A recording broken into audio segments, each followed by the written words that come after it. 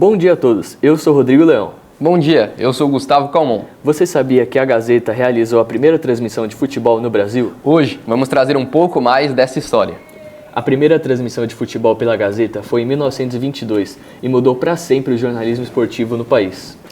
Antes dessa inovação, as notícias sobre os jogos de futebol chegavam de forma limitada, passando essas informações gritadas através de grandes funis de lata para os torcedores reunidos em frente ao prédio do jornal. A grande inovação veio com a adoção do telefone alto-falante, inspirado na amplificação sonora da inauguração do monumento ao compositor Carlos Gomes. Segundo o autor do livro Casper Líbero, o jornalista que fez história, Casper estava presente na inauguração e, se inspirando, decidiu usar essa tecnologia para transmitir o jogo ao vivo entre Brasil e Argentina em 15 de outubro de 1922. O acordo com a Rio ISP Telephone Company permitiu que a Gazeta instalasse grandes cornetas no alto do prédio, amplificando a narração de Leopoldo Santana. Confira mais detalhes com o nosso repórter Arthur Solimani. Boa tarde, Rodrigo. Boa tarde, Gustavo. Boa tarde a todos. Estou aqui com o jornalista, professor da Casper Líbero, Celso Zelt. Queria fazer umas perguntinhas sobre, para você, qual foi a importância da primeira transmissão de futebol feita pela Gazeta?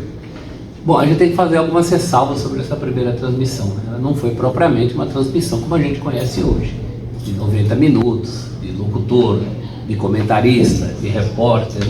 Foi uma transmissão radiofônica, é claro, a gente está falando de 1922. 1922 é o ano em que o rádio chega ao Brasil, primeiro como um experimento, e o Casper Líbero, que era um pioneiro, ele promoveu a transmissão por alto-falantes de alguns trechos do jogo Brasil e Argentina, em outubro de 22. Ainda assim revolucionário. Até então, as pessoas se reuniam embaixo dos prédios dos próprios jornais, inclusive da própria Gazeta, para ver cartazes, né? O pessoal do jornal colocava lá, estava 1-0, o pessoal vibrava lá embaixo. Já era uma evolução em relação a isso, né? Então foi uma transmissão por alto-falantes, não ainda do jogo inteiro, de lances esparsos, mas muito significativa, porque representou na época uma revolução. E foi o primeiro passo no sentido de outros desenvolvimentos de comunicação ligados ao esporte, pelo Casper Líbero e pela Gazeta, né?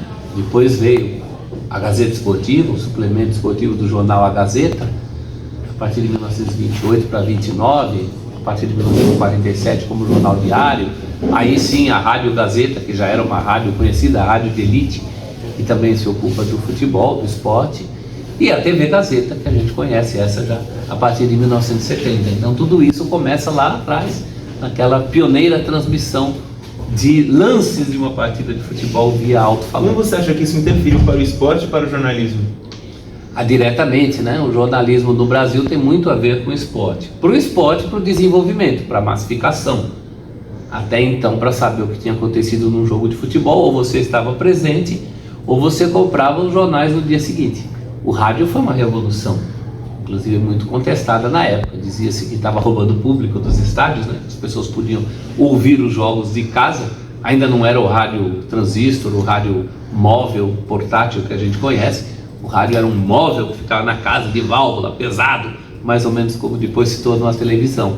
Mas foi o início de tudo, né? Foi a base, inclusive, para as transmissões por TV e por streaming que a gente conhece hoje. Tudo começou lá atrás com aquele tipo de transmissão radiofônica. Muito obrigado, Celso. Volto com vocês do estúdio. A transmissão ao vivo foi um sucesso, aumentando as vendas do jornal com cerca de 200 mil exemplares vendidos em São Paulo, Santos, Campinas e cidades próximas. Esse aumento significativo mostrou a importância do esporte como tema de interesse público e como inovação tecnológica pode atrair leitores e impulsionar o mercado editorial. Casper Líbero, com a inovação, criou uma seção diária de esportes, a Gazeta Esportiva, que se tornou uma referência no setor.